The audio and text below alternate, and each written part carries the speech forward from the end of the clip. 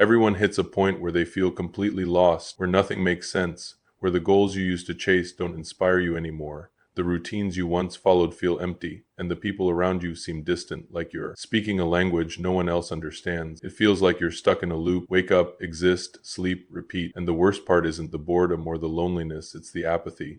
That quiet, creeping numbness that makes you question whether any of this matters. You start asking yourself what the point is of the grind, of the effort, of pretending you care about things you don't. And if you're in that place right now, you need to hear this. It's normal and it's temporary, but only if you decide to do something about it. Feeling lost isn't a flaw in your character. It's a signal, a wake-up call that the way you've been living isn't aligned with who you're meant to be. It's your mind and your body rebelling against autopilot, against doing what you think you should want, chasing what you've been told to chase, measuring yourself against metrics that don't matter to you. And the people who never feel lost are the ones who never ask questions, who numb themselves with distractions, cheap pleasures, and shallow validation. You're lost because you care, because part of you knows you're capable of more, even if you can't see what that is yet.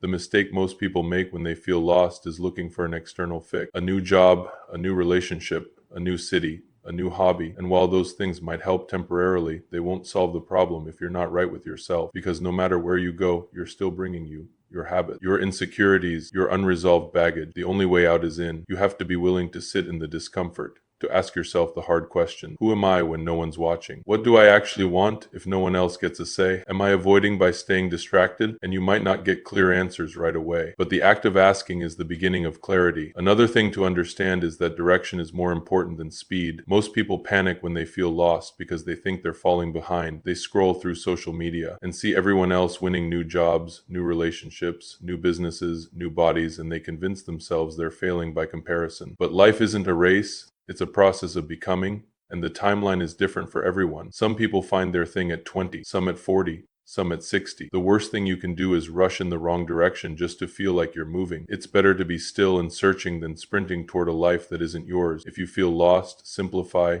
But what you need isn't more pressure. It's space. Cut out the noise. Reduce your commitments. Spend time alone. Journal. Walk without headphones. Sit in silence. The clarity you're looking for won't scream at you.